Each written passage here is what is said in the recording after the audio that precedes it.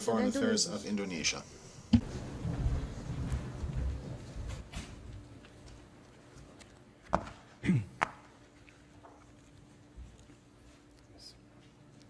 For we are now making that final push towards the fulfillment of the 2015 Millennium Development Goals.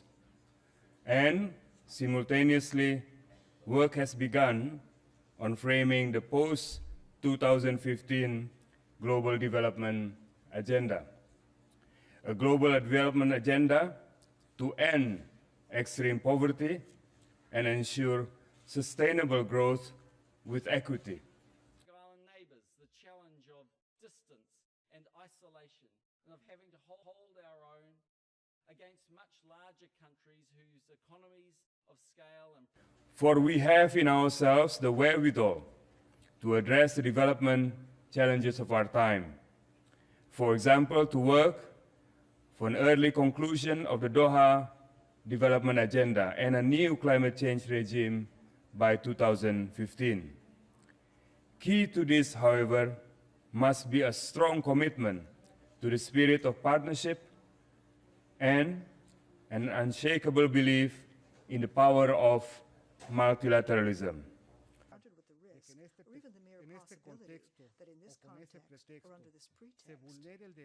Non-proliferation treaty, which remains the cornerstone of the non-proliferation regime, must reach full universalization with strict implementation of national obligations. Together with its partners in ASEAN, Indonesia is steadily developing a regional architecture conducive for the peaceful promotion of human rights and democracy. We call it the ASEAN Political Security Community. I thank the Minister for Foreign Affairs of Indonesia for his statement.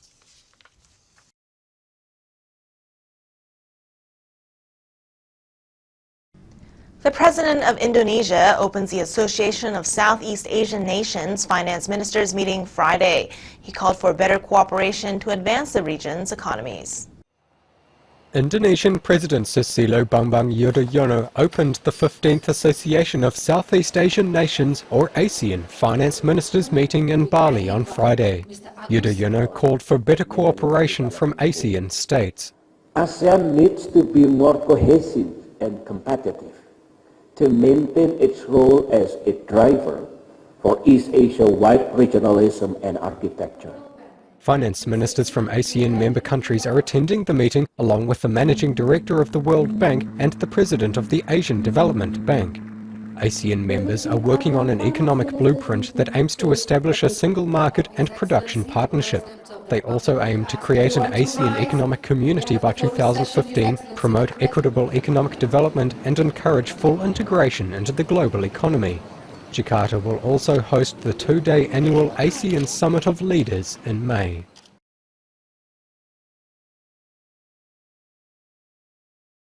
Australian Prime Minister Tony Abbott has apologised for past errors of judgment by Australian governments and promised to grow economic ties between the two countries. On the final day of his visit to Jakarta, Mr Abbott said Australia wants to ensure Indonesia is strong in the years ahead and sees Indonesia as a future global leader and trusted partner. He again assured his Indonesian counterpart that Australia respected Indonesian sovereignty and said the parties would work together to stop asylum seeker boats. Political editor Catherine McGrath reports from Canberra.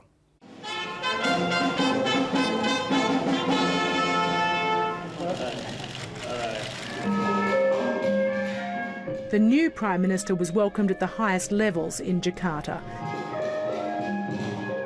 And in the final stages of his historic visit, Tony Abbott's focus turned to trade and business links. He came to Jakarta to impress, and impress he did.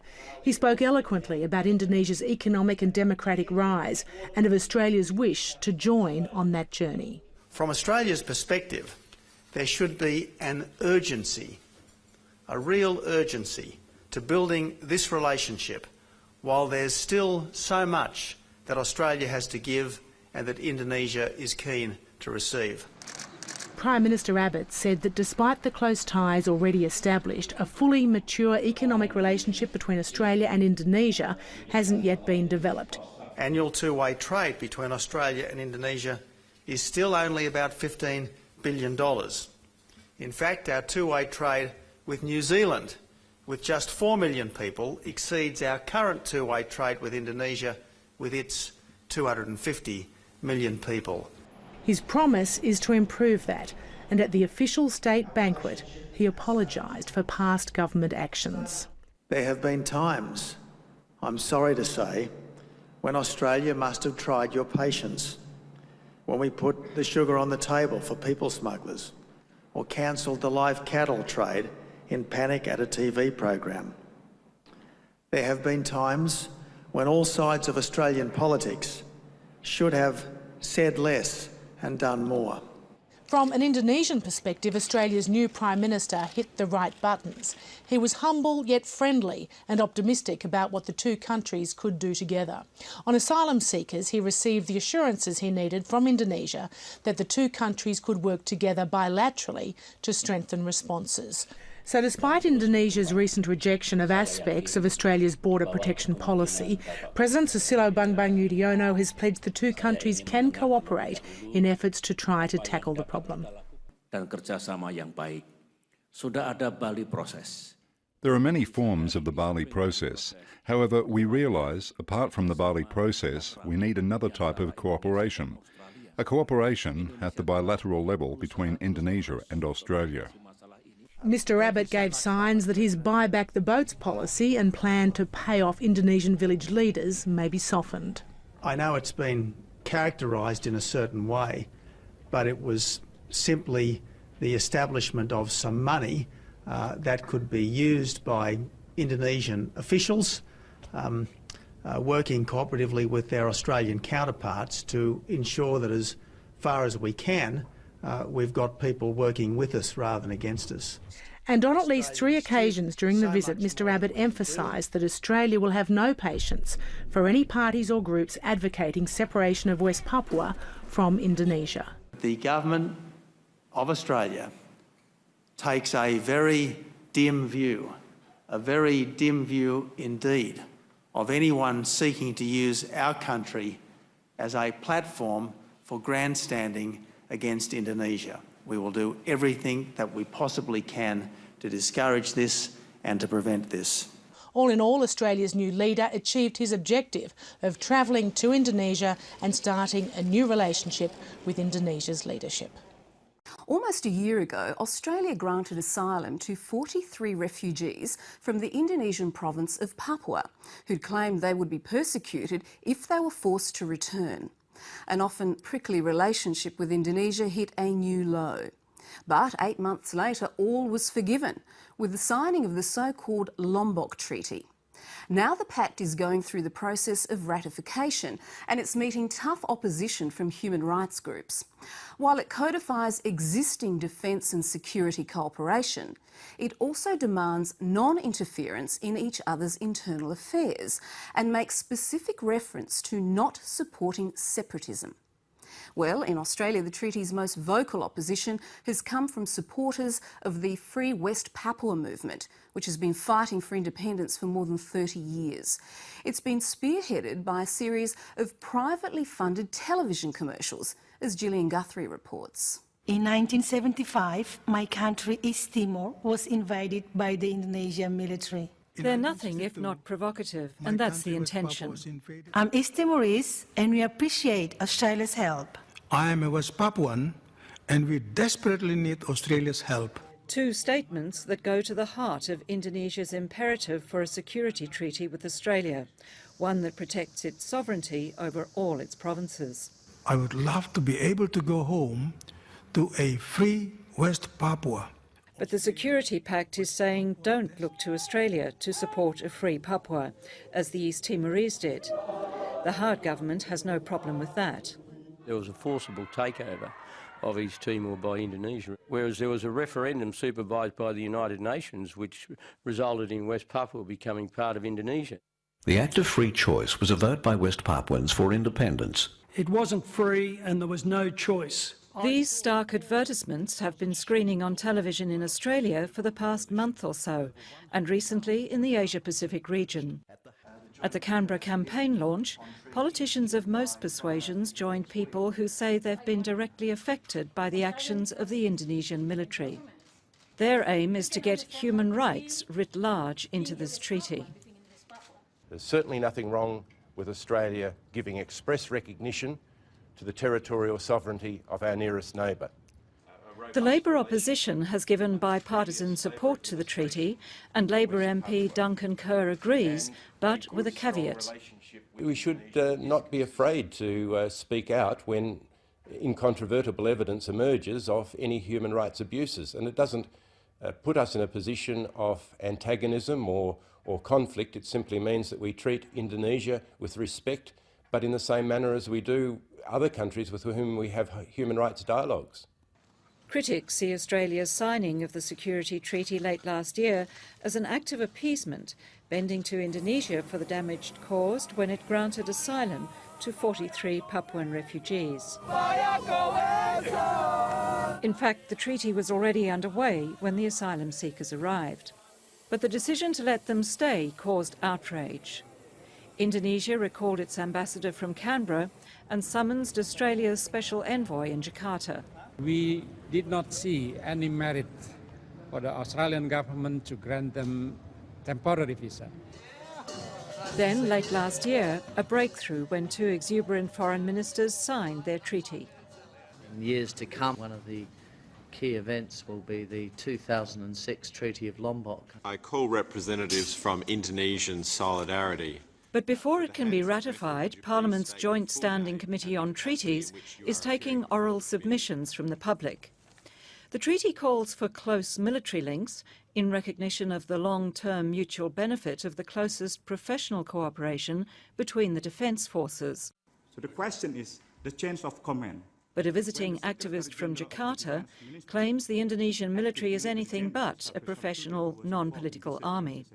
Active military officers are still allowed to sit in the civilian bureaucracy, in the Ministry of Defense, in the State Intelligence Agency, and also in Ministry of Security, Politics and Legal Affairs. The International Commission of Jurists is also worried. The treaty will justify arming and training Indonesian soldiers who will be used against their own people, including the people of West Papua. The Australian government will not be able to criticise that. And in the area of closer policing, the case of the so-called Bali 9 highlights fears about intelligence sharing that would threaten the human rights of Australian citizens. 6 of the 9 Australian drug couriers arrested in Bali were sentenced to death after Australian federal police shared key information with their counterparts. That, say opponents, should never happen again. Gillian Guthrie reporting. Asylum seekers and the cattle trade have featured in a day of intensive discussions between the political leaders of Australia and Indonesia. Australian Prime Minister Julia Gillard and Indonesian President Susilo Bambang Yudhoyono have talked up the importance of their broad-ranging meetings. Now, correspondent Stephanie March joins me live now from Darwin, where the two meetings met earlier in the day. Stephanie, it seems that both leaders are quite keen to highlight their cooperation, particularly on people smuggling. Yes, Australia's Prime Minister did say that Australia would increase its capacity building with Indonesia in the area of improving Indonesia's maritime capabilities. Australia would also help train possibly search and rescue crew in Indonesia, and they would try to focus their efforts and improve their coordination when it comes to communicating with merchant vessels when there's a safety at sea emergency. Julia Gillard also mentioned that there will be a delegation of Australian ministers heading over to Indonesia to try and work with them over their maritime capacity. And also, this wasn't mentioned in the speech, but in a draft communique, the two nations said that they will work on a campaign to try to target young Indonesians who are considering joining people smuggling crews and coming to Australia to try and warn them of the risks. Julia Gillard did praise Indonesia's commitment to tackling people smuggling. The President and I discussed the importance of the Bali process in combating human trafficking and people smuggling. I welcomed the strong cooperation we have with Indonesia on people smuggling, including Indonesia's law enforcement efforts against people smuggling syndicates. We also discussed opportunities to strengthen our maritime cooperation, including in search and rescue. And I welcome the policies by Australia to free underage seafarers who they are also victims of acts of people smuggling. And no doubt we hope that the repatriation of the remaining underage seafarers can be accelerated. From 215, you have released 50, and we hope another 54 will be released. Now, Stephanie, apart from the two national leaders meeting, who else has President Yudhoyono seen throughout the day? Well, this afternoon, President Yudhoyono met with Australia's opposition leader, Tony Abbott. Now, after the meeting, Tony Abbott's advisers said it was a warm and productive meeting, but they wouldn't be drawn on what was said, saying it's a confidential meeting and the issues will remain behind closed doors. He also met with the Northern Territory Chief Minister, Paul Henderson, and the pair discussed the possibility of reintroducing a teacher-student exchange program between Darwin and Indonesia following the reassessment of travel advice to Indonesia by Australia's Department of Foreign Affairs. They also emphasised the dual-track cattle strategy, which is what they're calling this idea of increasing Australian cattle exports, but also helping Indonesia develop its own industry. And they touched on the idea of trying to get an air link restarted between West Timor and Darwin. Right, and we understand that this visit is mostly about trade and investment between the two countries. How has the Indonesian president emphasised those opportunities on this visit? Well, he spoke this afternoon at an Indonesia-Australia Business Council luncheon. He chose that opportunity to speak in English for the first time during this entire visit for a major speech, which I think indicates his desire to really show Australia that he really is keen to reach out and connect with the country. He emphasised that Australians could invest in Australia's cattle, LNG resources sector, agricultural sector, tourism, fisheries and mining. He pretty much issued an open invite to any Australian business people willing to come over to Indonesia and have a look at investment opportunities. He emphasised that Darwin's a really good place to start between increasing these trade links. There are already connections between Indonesia and the Northern Territory. It's a bit easier than trying to access some of the southern parts of Australia. And Craig Emerson, Australia's Trade Minister, is going to follow up on all these issues with his Indonesian counterparts in the near future. I have come to this great country to bring a message of goodwill and friendships from the good people of Indonesia. It is an important message that I trust will be well received in this great hall. I hope it will also be heard beyond this parliament, in the homes and workplaces of all Australians. And that message is very clear and simple. Australia and Indonesia have a great future together. We are not just neighbors. We are not just friends. We are strategic partners. We are equal stakeholders in a common future, with much to gain if we get this relationship right, and much to lose if we get it wrong.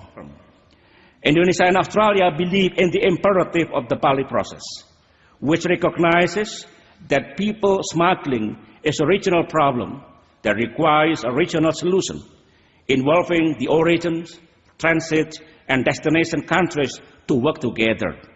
What is our response? At this visit, we have finally worked out a bilateral mechanisms of cooperation to deal with this issue, so that future people smuggling cases can be handled in a predictable and coordinated way. We will continue to work together to advance the Bali process. We will speed up the process of relocating illegal migrants now stranded in Indonesia to another country. In the fight against terrorism, the Indonesian National Police and the Australian Federal Police will continue to work closely together, including in intelligence sharing and information exchange and capacity building.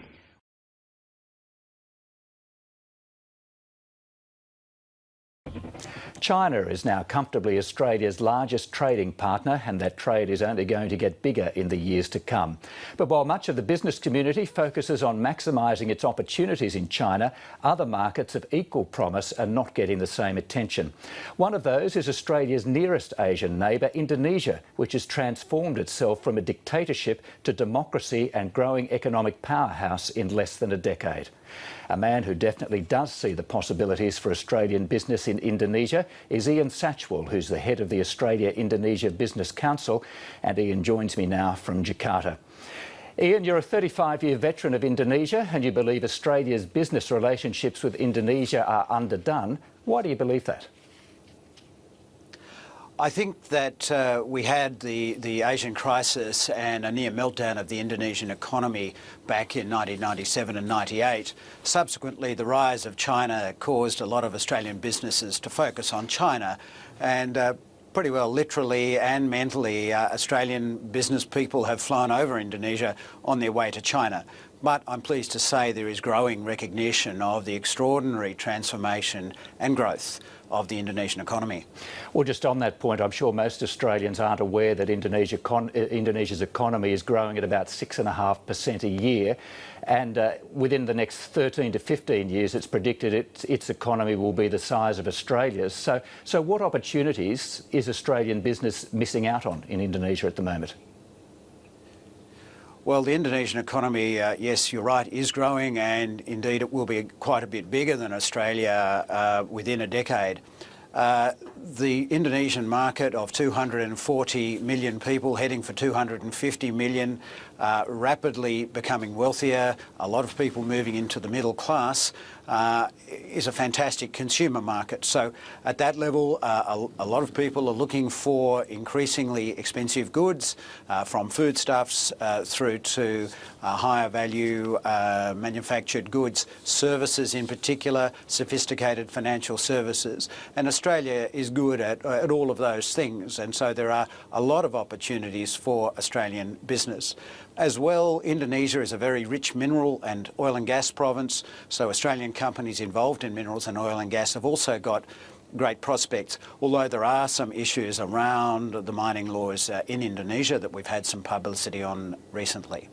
Is there a perception in Indonesia that Australia treats Indonesia as almost a second-class citizen? And I'm thinking now of last year's public row over the conditions in some Indonesian abattoirs, which prompted the Gillard government to ban Australian beef exports to Indonesia.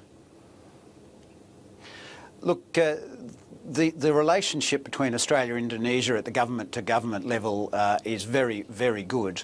And while Indonesia has been somewhat irritated in the way in which Australia has made decisions that have affected, amongst other things, the price of foodstuffs here with the cattle export ban, overall the relationship remains very good.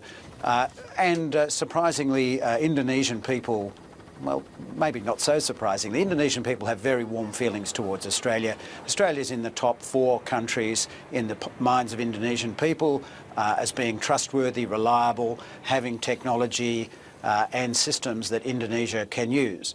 So I think that's a good platform on which to build much greater business. The relationship which remains underdone, and quite grossly so, is the business-to-business relationship.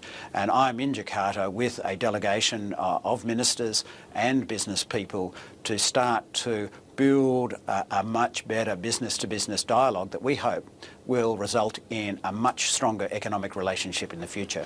And 2 of those ministers are the Trade Minister and the Agriculture Minister, but would it have helped our cause if one of those ministers had gone to Jakarta when this row over the abattoirs broke out last year? Well, I think there were some attempts to talk with Jakarta, and indeed there have been a number of meetings with not only government officials, state ministers, and Senator Joe Ludwig, the Agriculture Minister, has had deep discussions with the Indonesians, both in Canberra and in Jakarta. So we're now out the other side of that. The emphasis is on how Australia and Indonesia can work together to develop a good cross-border integrated cattle industry that by working together we can get a sum of 1 + 1 = 3 even. And look, in the future to even exporting meat to third-party markets. And the two countries can only do that by working together. Tonight, the Department of Foreign Affairs and Trade is still warning Australian tourists not to go to Indonesia, whilst the Trade Minister is in Indonesia with you trying to get business to go to Indonesia. I mean, is that sending conflicting signals to the business community about just how safe it is in Indonesia to do business? I think on your first point, Australian tourists are cheerily noting the travel advisory and then if not ignoring it, risk managing. This year, nearly 1 million Australians are expected to visit Indonesia, mostly in Bali, making Australia the third largest source of tourists for Indonesia.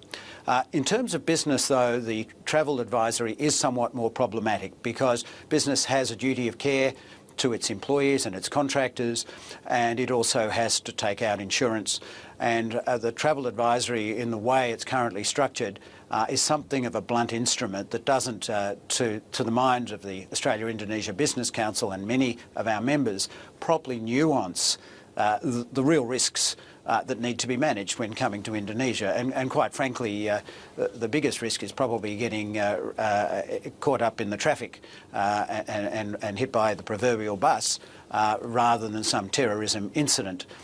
So it would be better, it would be more preferable if travel advisories were more nuanced to enable companies to risk manage more thoroughly. Well, maybe you could take that up with the Trade Minister while you've got him with you. Ian Satchell, thank you very much for your time tonight. Thank you, Andrew.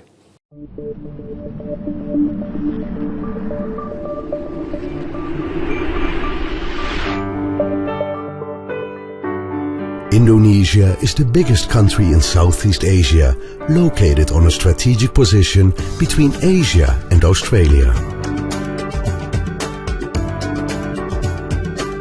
Indonesia is a G20 member with a GDP of $846 billion, enjoying a 6.5% GDP growth in 2011, ranking it the largest economy in Southeast Asia and the third fastest growing economy in Asia.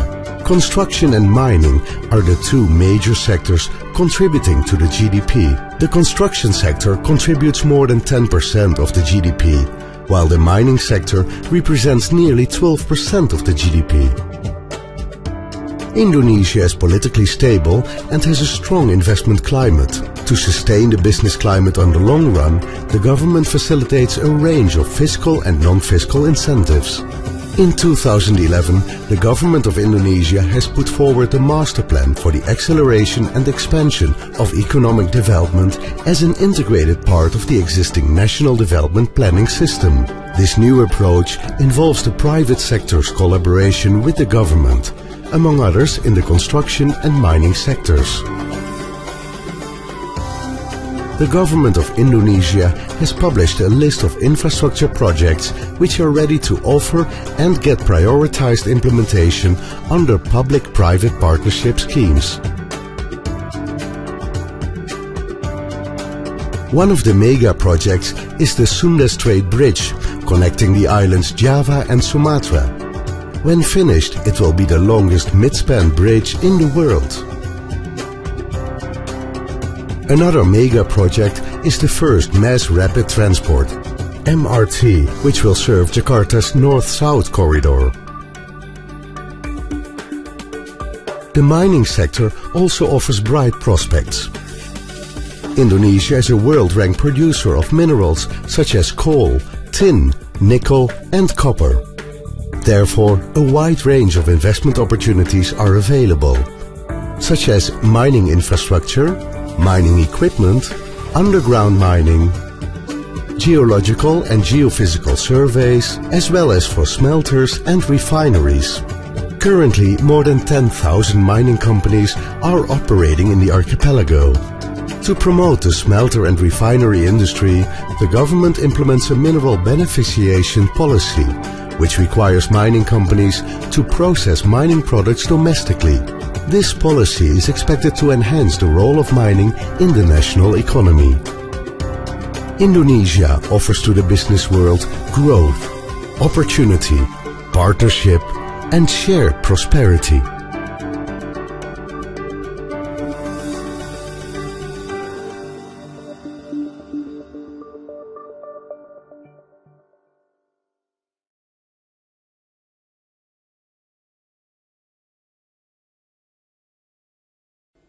More than 3,000 sailors have arrived in Darwin to prepare for war games off the Northern Territory coast. Exercise Kakadu is the Navy's biggest training event this year. It involves ships and aircraft from 5 different countries. James Glenday reports. Practice makes perfect. And the Navy's set to spend the next 2 weeks making sure it's ready to defend Australia's shoreline. Sailors from Thailand, Singapore, New Zealand and Japan will join Australian troops on a range of missions, from attacking an enemy ship to carrying out a search and rescue.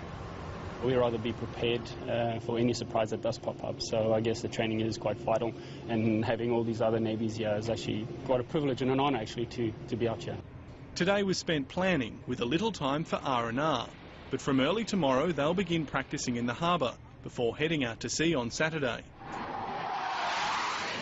Launch forward as main starboard launcher. The sailors will be split into teams and will work alongside troops from different countries. It's an expensive exercise, but organisers say it's worth it, and there might be a perk for Darwin too. But I also understand there'll be over 3,000 sailors converging on the port of Darwin, injecting quite a bit of funds into the community.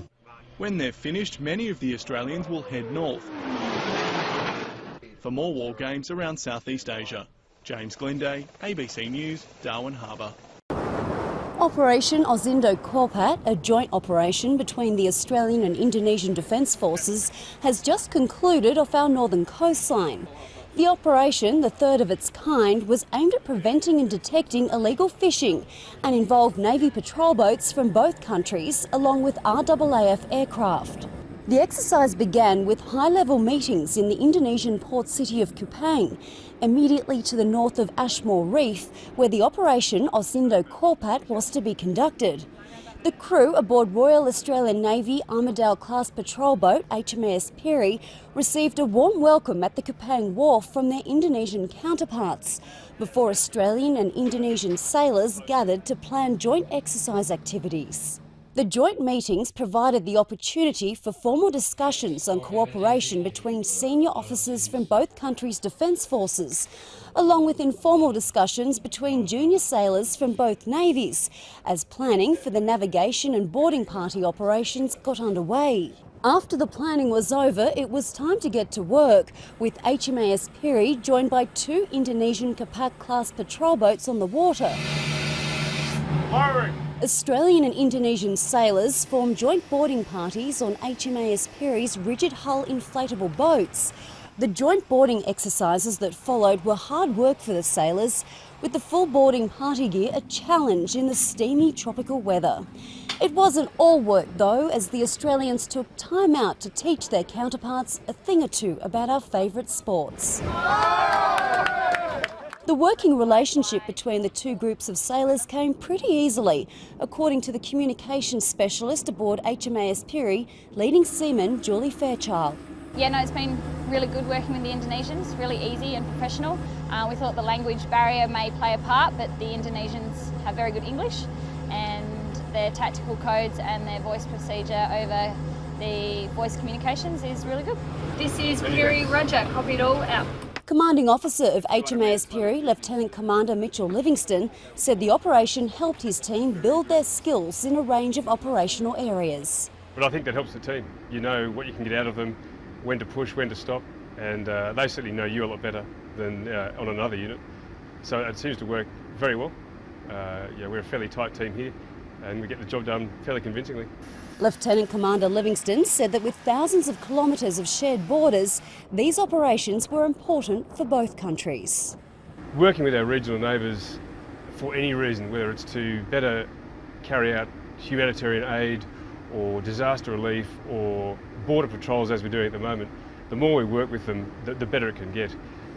This exercise Korpat is certainly a step up from last year, so I expect next year's will be a step up from this year. The more we learn about how each other operates, the better we work together. It's fairly straightforward. Certainly this year we've learnt more about their capabilities, what they can and can't do, and so that helps our combined effort to patrol our northern waters.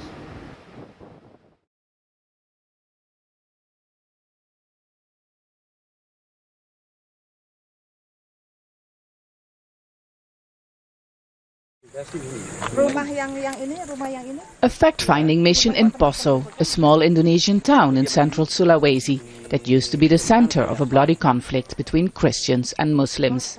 For nearly 10 years, Detachment 88, the anti-terror police unit, has been fighting armed groups accused of bomb attacks and killings. This video, which has been uploaded on YouTube, is said to be recorded here in 2007. And it appears to show members of Detachment 88 arresting a man who says he was shot after he surrendered. But they say he's lying. This is clearly a human rights violation. Why is a suspect who has already surrendered being tortured and shot? Of course that is not allowed. Detachment 88 was set up with US and Australian funding after the first bomb attacks in Bali in 2002. In 10 years, more than 800 people have been arrested on so-called terrorism charges, and 83 of them were shot dead during arrest. This is the city center of Poso, and although fighting between Christians and Muslims has long stopped, it still looks like a conflict zone. Muslims and Christians are now accusing the anti-terror police of creating new tensions. Religious leaders held a meeting to discuss Detachment 88 and its methods. They say the killing of suspects has attracted more radical fighters to Poso and has created a stigma for the Muslim community. What happens is that they accuse someone of being a terrorist because he's wearing pants to his ankles and has a beard. This has created a stigma. So Christians, for example, are assuming that this is how a terrorist looks like. This is dangerous for our harmony. Muslim organizations have called on the government to disband Detachment 88. Others say the unit should change its approach. Indonesia needs a counterterrorism unit of the police, and this unit, Detachment 88, not only has some of the best trained people on the police force, it's also by far got the best information about radical networks in Indonesia. And I think it would be a disaster if it were to just be dissolved like that. Sidney Jones says uploading videos like these on YouTube is a deliberate campaign done by radical groups to undermine the fight against terrorism in Indonesia. Detachment 88 did not accept or request for an interview. Step Fasten, Al Jazeera, Poso.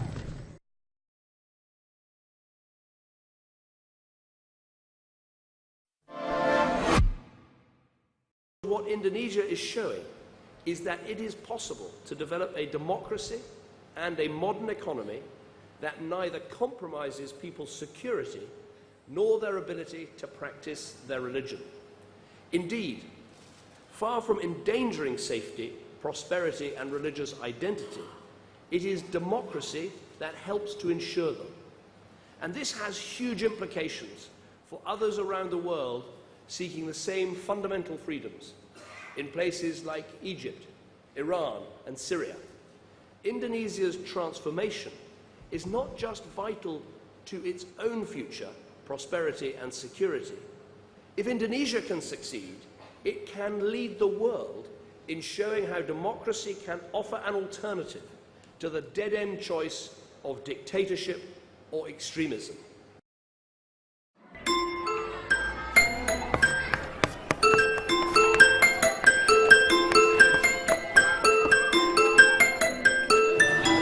Anak-anak, ada yang bisa jawab?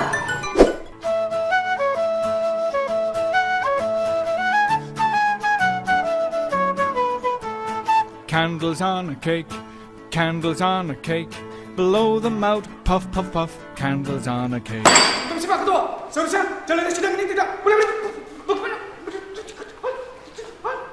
Sorry bos, ada interupsi dikit. Saya tahu. Ya. Kamu tahu nggak? Kamu tahu nggak?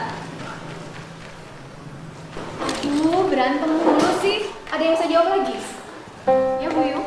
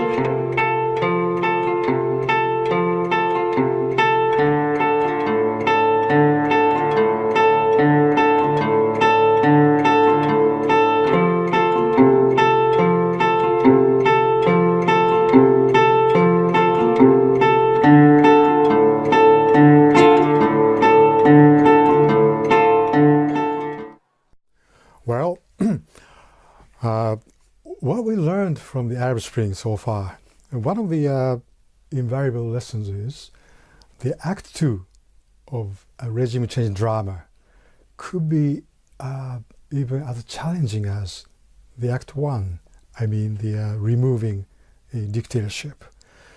Indonesia is a kind of complicated country.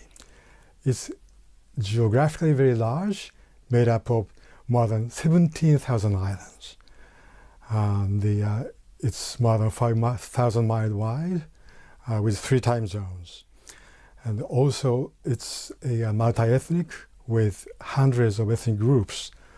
And it's resource rich, but the population is basically impoverished still.